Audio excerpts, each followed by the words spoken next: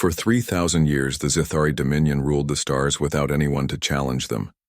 Their crystal ships and advanced weapons had conquered 17 different alien species across hundreds of planets.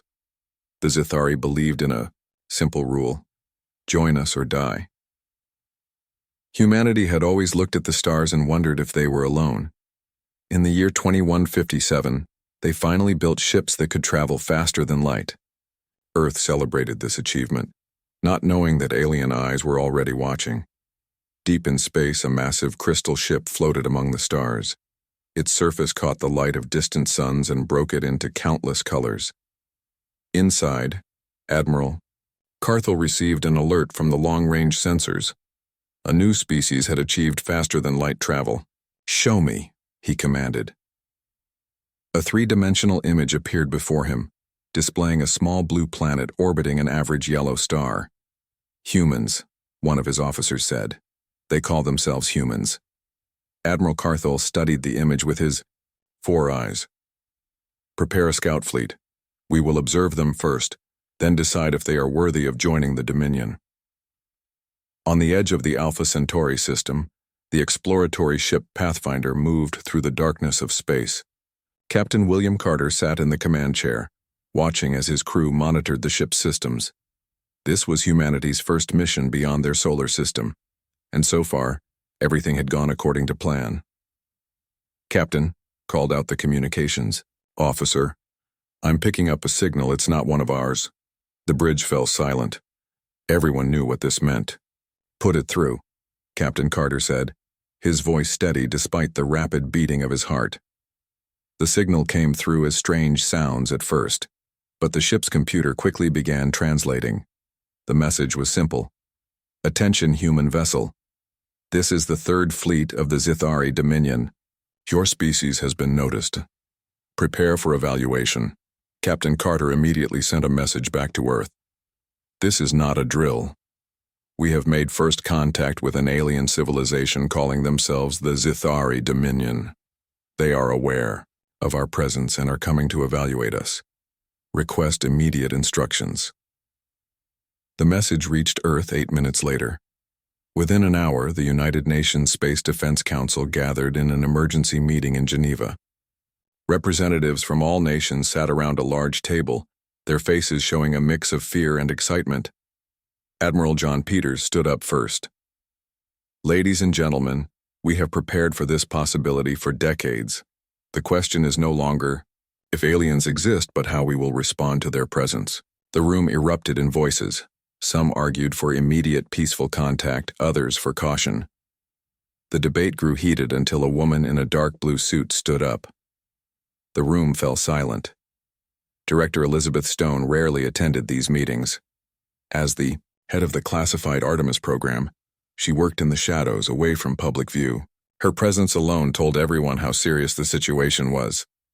"The Zithari Dominion is not coming in peace," she said, her voice calm but firm.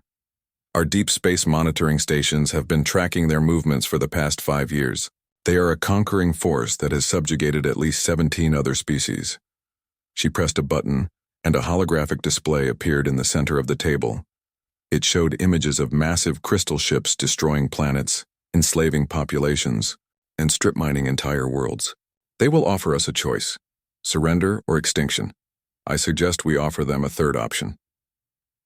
Director Stone changed the display to show a massive ship hidden beneath the surface of the moon. Unlike the sleek exploratory vessels that Earth had publicly launched, this ship was built for war. Its dark hull seemed to absorb light rather than reflect it. Weapon systems lined its surface, and its engines glowed with a strange blue energy. "This is the Defiance," she explained. "For 50 years, the Artemis program has been developing technologies beyond what the public knows. We've reversed engineered materials from crashed alien probes, developed energy systems based on dark matter, and created weapons that can destabilize matter at the subatomic level." President Olivia Williams leaned forward. "You built a warship without authorization?" "No, Madam President. We built it with the highest authorization from every administration since 2107. Each of your predecessors understood that if we ever met aliens, they might not come in peace." The room grew quiet as the implications sank in. "How effective will it be against these Zithari?" asked the Chinese representative. Director Stone's expression remained neutral. "We don't know. The Defiance incorporates technology we barely understand ourselves, but it's the best chance we have." 3 days later, a fleet of crystal ships entered the solar system. They moved past Neptune, then Uranus, then Saturn, their sensors scanning everything. The Zithari transmitted a message to Earth, broadcasting on all frequencies so that everyone could hear. "People of Earth, we are the Zithari Dominion, rulers of the Orion Arm for 3,000 years. You have 2 options: join our dominion as a subject race or be removed from existence. You have 7 days to decide." In secret bases around the world, military forces went on high alert. Publicly, world leaders called for calm, while diplomats prepared to meet with the aliens. But beneath the surface of the moon, Commander Daniel Hayes walked through the corridors of the Defiance, preparing the ship and its crew for what might be humanity's first and last interstellar battle. The ship's chief engineer, Samantha Miller, met him on the bridge. "The dark energy reactors are online, Commander. All systems are green." Commander Hayes nodded. "What's your assessment of our chances, Chief?" Miller hesitated before answering. "The Zithari use crystalline technology that's far beyond what we've publicly achieved. But the Defiance is different. We've been developing these systems in secret for decades. If anyone has a chance against them, it's us." As the alien fleet established orbit around Mars, the United Nations sent a diplomatic mission to meet them. Ambassador Frank Nelson led the team, hoping to find a peaceful solution. The Zithari allowed them to board their command ship, where Admiral Carthuel greeted them. "Your civilization has potential," the alien said, looking down at the humans from his 9-foot height. "Under our guidance, you might even prove useful." "We come seeking friendship between equals," Ambassador Nelson replied. "Earth wishes to join the galactic community as a sovereign nation." Admiral Carthuel made a sound that might have been laughter. "There are no equals to the Dominion. You will submit, or you will perish. Those are your only options." When the YAR diplomatic team returned to Earth, their report was grim. The Zithari would accept nothing less than complete surrender. That night, President Williams addressed the world from the Oval Office. "Citizens of Earth, today we face the greatest challenge in human history. Throughout our past, we have faced those who sought to dominate us. Today, we face that challenge among the stars. We did not seek this conflict, but neither will we surrender our freedom." As she spoke, deep beneath the lunar surface, Commander Hayes gave the order. "All hands to stations. Prepare for launch." The Defiance was about to break cover and show the Zithari that humanity would not go quietly into the night. The surface of the moon split open like a great eye waking from sleep. Hidden doors built into the gray dust and rock slid apart, revealing a dark launch bay beneath. Inside this secret base, the crew of the Defiance made their final preparations. Commander Daniel Hayes stood on the bridge looking at the faces of his crew.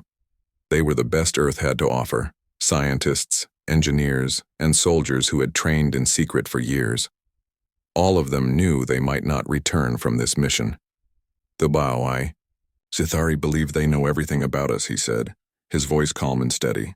"They think we're just another primitive species to conquer. Today, we show them how wrong they are."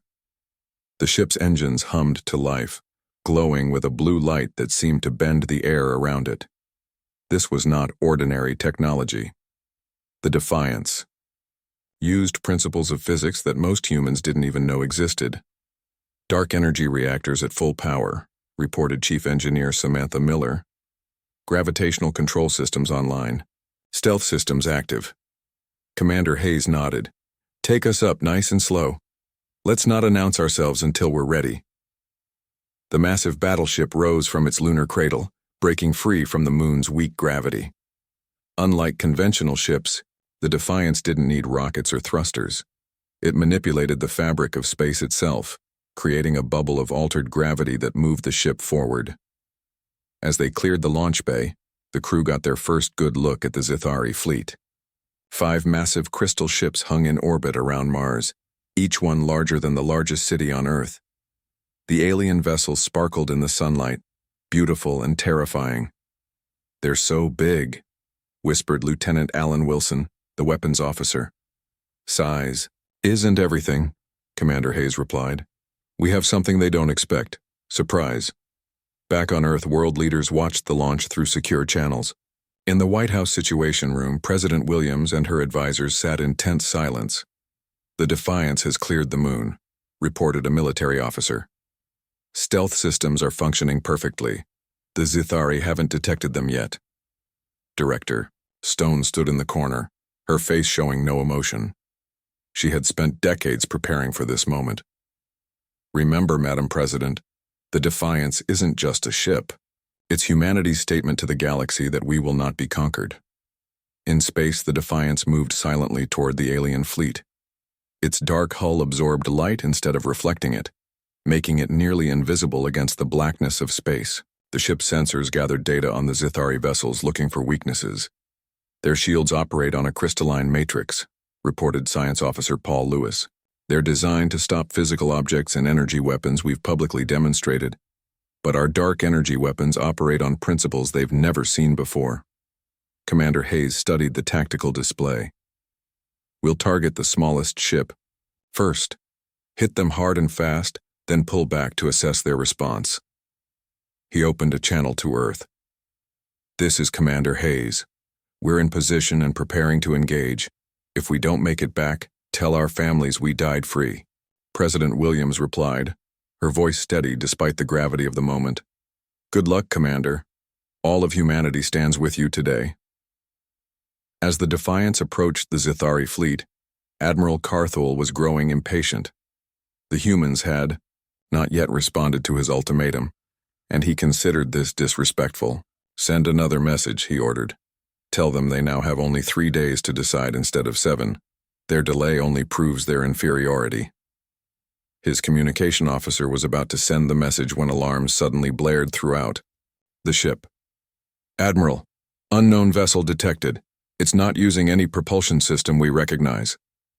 Admiral Carthol turned to his view screen just as the Defiance dropped its stealth field. The human ship was small compared to his fleet, but something about it made his 4 eyes narrow with concern. It didn't look like the other human ships they had scanned. "What is that?" he demanded. Before his officers could respond, the Defiance fired. The Nova Array, neutralizing oscillation vector artillery, was the most powerful weapon ever created by humans. It didn't fire bullets or lasers or missiles. Instead, it sent out a beam of concentrated dark energy that affected the very structure of matter itself. The beam hit the smallest Zithari ship, bypassing its shields completely. The crystalline hull began to vibrate, the molecular bonds breaking down. Within seconds, the ship shattered like glass, breaking into thousands of glittering fragments that scattered across space. On the bridge of the Defiance, the crew watched in stunned silence. Their weapon had worked even better than they had hoped. "Direct hit," Lieutenant Wilson reported, his voice shaking slightly. "Target destroyed." Commander Hayes allowed himself a small smile. "Now they know we're not as helpless as they thought. Let's show them what else we can do. Target the next ship." But the Zithari were already responding. The 4 remaining ships turned toward the Defiance, their weapons charging. "Incoming energy beams," shouted the sensor officer. "Multiple trajectories." "Evasive maneuvers," Commander Hayes ordered. "Activate the phase shift." The Defiance seemed to flicker for a moment, partially shifting into another dimension. The energy beams from the Zithari ships passed through the space where it had been, hitting nothing but empty vacuum. When the ship reappeared, it was behind one of the alien vessels. The Defiance fired again, this time hitting a larger ship. The effect wasn't as dramatic as the first shot, but sections of the Zithari vessel began to break apart. Admiral Carthol couldn't believe what he was seeing. In 3,000 years of conquest, the Dominion had never encountered weapons like these or a ship that could seemingly disappear and reappear at will. "What is happening?" he demanded. "How can one small ship do this?" His tactical officer looked up, fear in his alien eyes. "Admiral, They're using technology we've never encountered before. Their energy signatures don't match anything in our database. For the first time in his long life, Admiral Carthel felt fear. Not just for himself, but for the Dominion. If these humans could build one such ship, they might build more. And if they shared this technology with other species. All ships. Focus fire on the human vessel, he commanded. Use all weapons, it must be destroyed. The space around Mars lit up with energy beams and missiles as the Zithari fleet concentrated its attack on the Defiance. But the human ship moved with impossible speed, dodging most of the attacks and absorbing the few hits with its advanced shields. They're getting desperate, Commander Hayes noted. They've never faced an enemy they couldn't easily defeat. The battle continued for another hour, with the Defiant striking quickly and then pulling back. They couldn't destroy the entire fleet. The Zithari ships were too big and too numerous. But they were proving that humanity would not be an easy conquest. Finally, with 2 of his ships heavily damaged, Admiral Carthel made a decision that no Zithari commander had made in centuries. Retreat, he ordered. We must report this to the Supreme Overseer. These humans are more dangerous than we thought. As the Zithari fleet turned and accelerated away from Earth, the crew of the Defiance erupted in cheers. They had faced the galaxy's most feared conquerors and driven them away. Commander Hayes opened a channel to Earth. Mission accomplished, Madam President. The Zithari are retreating. On Earth, celebrations began, but those who understood war knew this was only the beginning. The Zithari would return, and next time, they would bring a much larger fleet. Humanity had won the first battle, but the war for survival had just begun.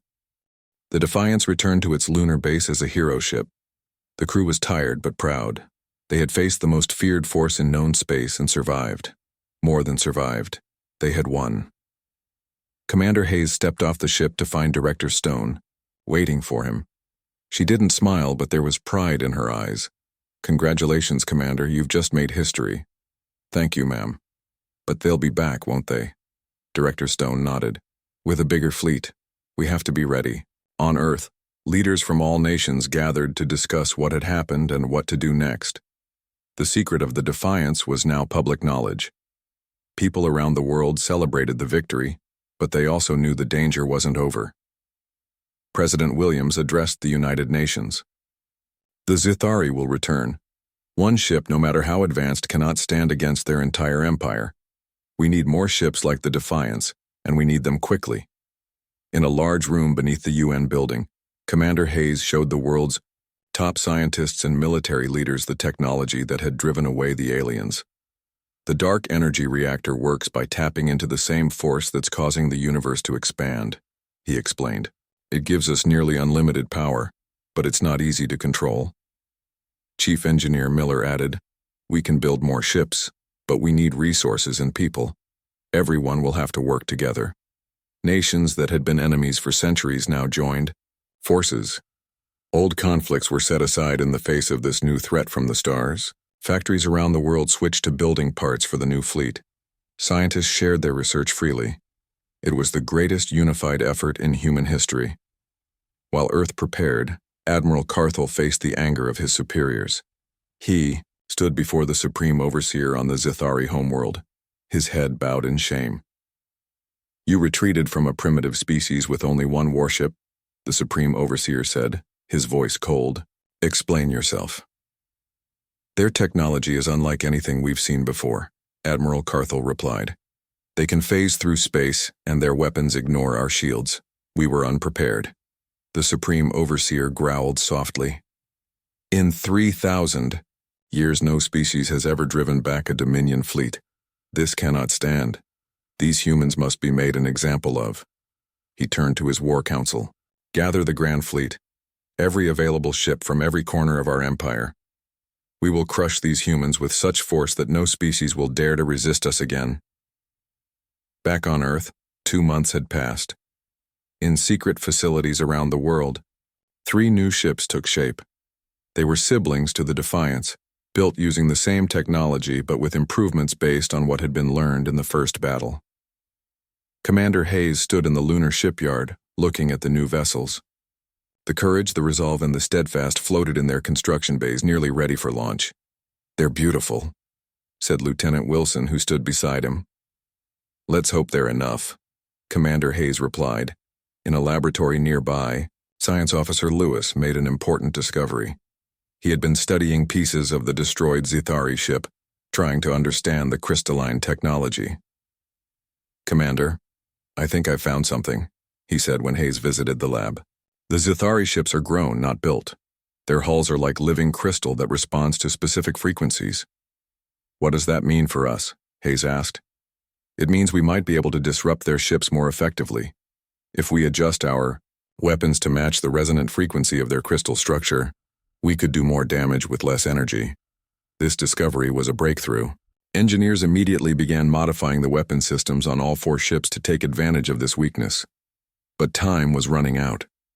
Earth's deep space monitoring stations detected a massive fleet gathering at the edge of the solar system. The Zithari were back, and this time they had brought hundreds of ships. President Williams called an emergency meeting with her top advisors. "How long until they reach Earth?" 3 days at their current speed," replied the Secretary of Defense. "It's the largest alien fleet we've ever detected." Director Stone looked grim. "Our 4 ships are ready, but they're outnumbered 50-1. Even with our technology, those aren't good odds." As Earth prepared for what might be its final battle, something unexpected happened. A small ship appeared near Neptune, using a propulsion system that wasn't Zithari or human. It avoided Earth's defenses and sent a message on all frequencies. "People of Earth, we are the Tirna, a species conquered by the Zithari 300 years ago. We have monitored your resistance and wish to help." The message caused confusion and suspicion. Was this a Zithari trick? Commander Hayes and the Defiance were sent to investigate. They met the alien ship in orbit around Europa, one of Jupiter's moons. The Tirna were strange beings, looking almost like clouds of colored gas contained within environmental suits.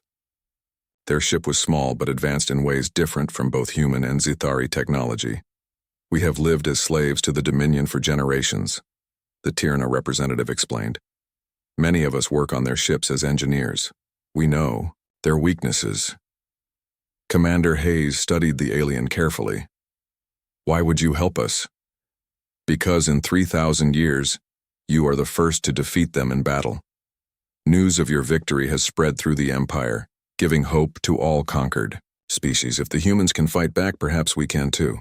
The Tirna shared valuable information, detailed schematics of Zithari ships, their battle tactics, and most importantly, the location of critical systems on their command vessels.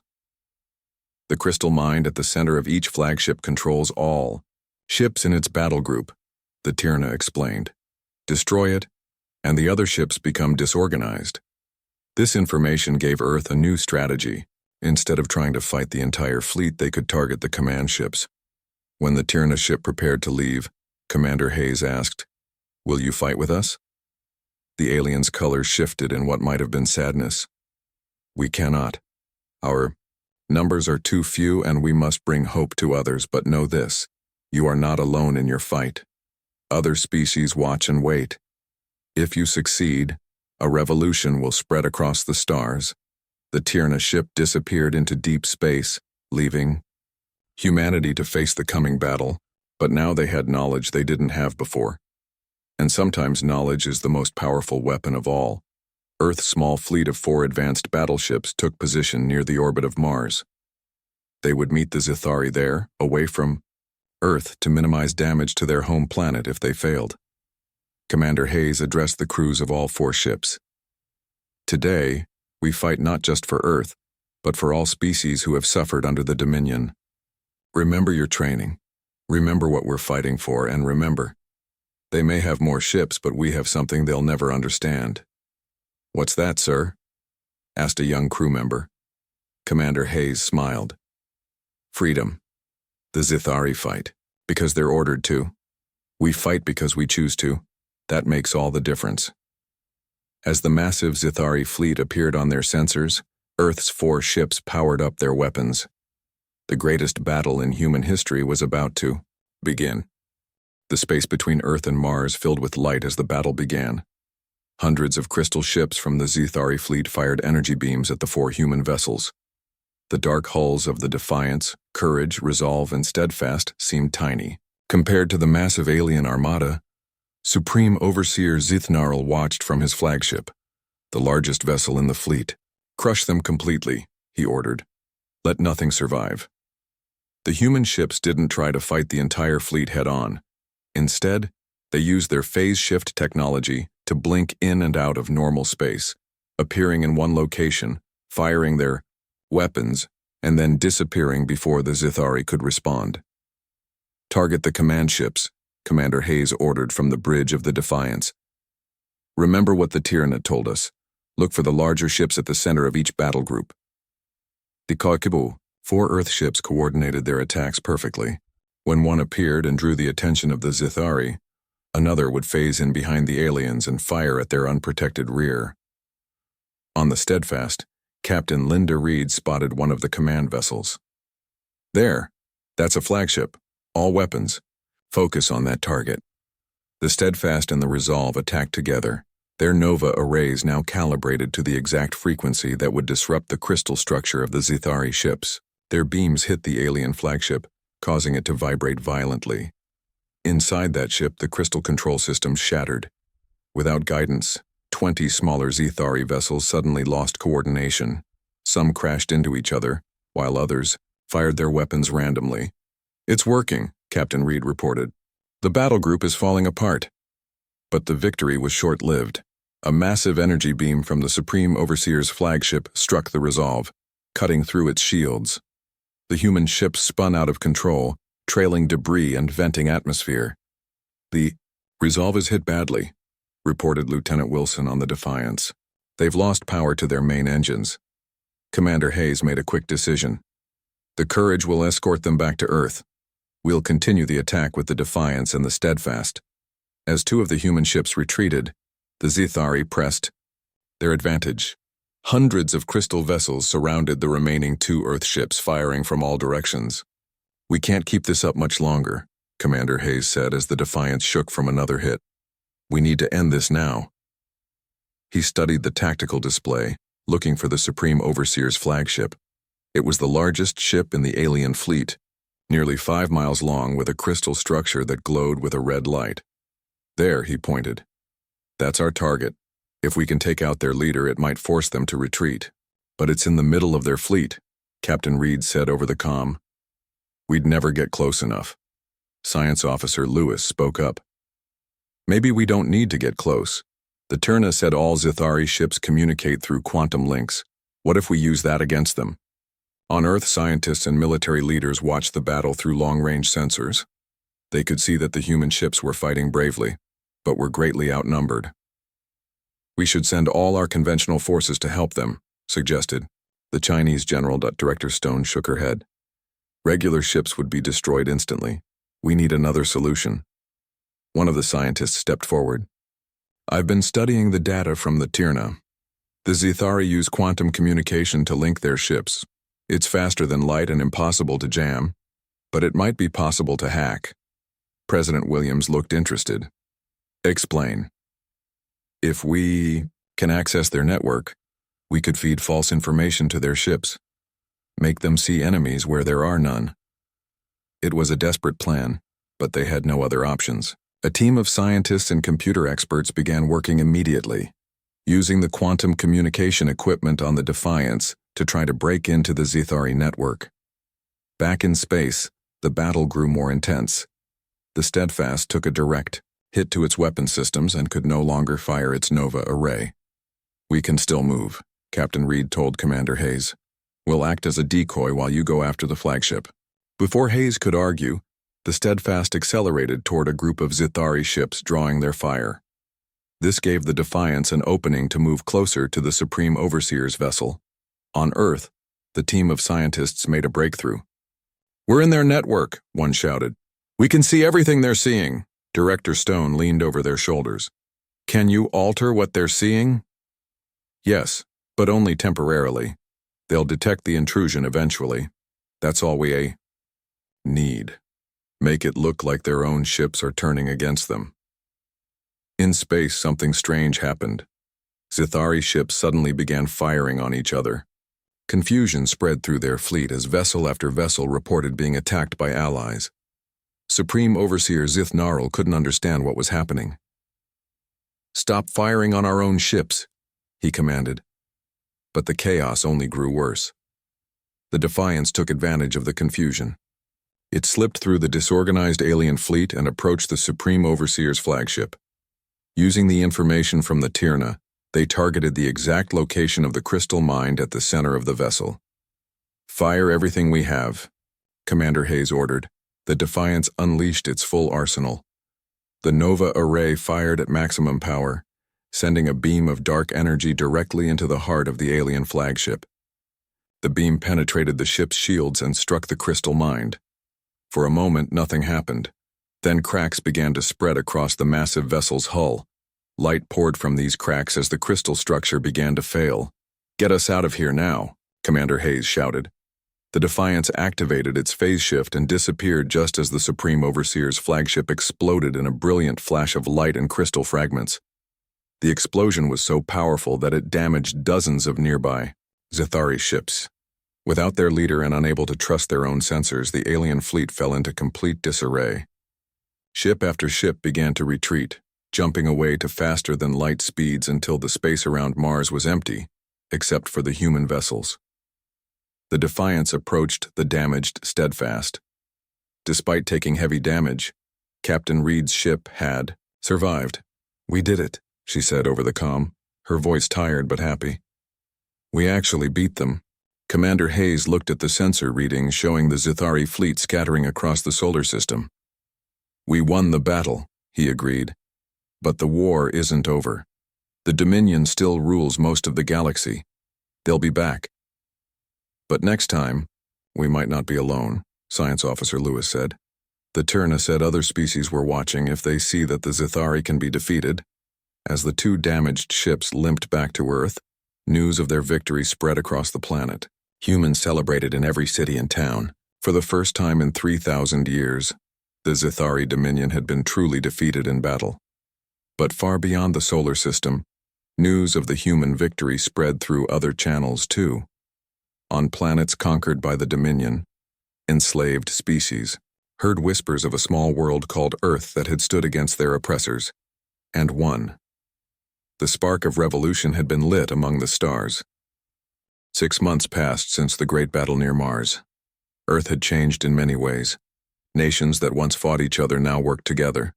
The technology from the Defiance spread to other areas, making life better for everyone. And in shipyards, around the world, a new fleet took shape. 20 battleships built with the same advanced systems. Commander Hayes, now Admiral Hayes, stood in the Lunar Control Center, watching the new ships during their training exercises. Earth was preparing for war, not just a battle. "They're learning quickly," Captain Reed said. She stood beside him, her arm in a sling from injuries she got during the battle. She would command one of the new ships once she healed. "They need to," Admiral Hayes replied. "The Zithari are gathering a new fleet. Our deep space sensors have detected massive movement throughout their empire." On the Zithari homeworld, a new Supreme Overseer had taken control. Zith Van Ool had been a fleet commander for 500 years and had conquered 7 planets personally. Now he faced the greatest crisis in the Dominion's history. The humans must be destroyed completely, he told his war council. But not just the humans. "We have reports of unrest on 12 subject worlds. The news of our defeat has spread too far." His advisors shifted uncomfortably. One spoke up. "Supreme Overseer, perhaps we should consider a different approach. The Bite-Dice, humans have technology that could benefit the Dominion. If we offered peace," Zithvanel struck the speaker with a crystal staff, shattering his exoskeleton. "Peace? The Dominion does not make peace. We conquer, we rule. That is our way and has been for 3,000 years. He turned to his fleet commanders. "Gather all our forces, every ship from every corner of our empire. We will crush Earth with such force that no species will ever think of rebellion again." But the Supreme Overseer didn't know that his words were being recorded. Among his servants were members of the Tyrna, who had placed hidden devices throughout the palace. The recording was sent through secret channels to Earth and to other species who had begun to resist Zithari rule. On a distant planet called Veldaris, insect-like beings called the Veldari had already risen up against their Zithari masters. For 200 years they had been slaves, forced to mine their planet's resources for the Dominion. Now they fought back with hidden weapons they had built in secret. Their leader, Queen Ziz, received the recording from the Tyrna. So the oppressors plan to crush the humans first, then turn their attention to us, she said to her council. We cannot allow this. The humans fought bravely and showed us that the Zithari can be defeated. We must help them. Similar conversations happened on other worlds. The Morloi, silicon-based beings who had once built great cities of crystal and light before the Zithari came, decided to send their few remaining ships to Earth. The Drev, a species of small but highly intelligent creatures who had developed powerful computer systems, offered their technology to help fight the Dominion. On Earth, Director Stone brought surprising news to President Williams. Madam President, we've received messages from 7 different alien species. All of them have been conquered by the Zithari, and all of them want to help us. President Williams looked stunned. They want to help us? Why? Because we did what no one has done in 3,000 years. We defeated the Dominion in battle. We've become a symbol of hope. 2 weeks later, ships from different species began arriving in the solar system. They came alone or in small groups, using stealth technology to avoid Zithari patrols. Each ship looked different, showing the unique culture and technology of its builders.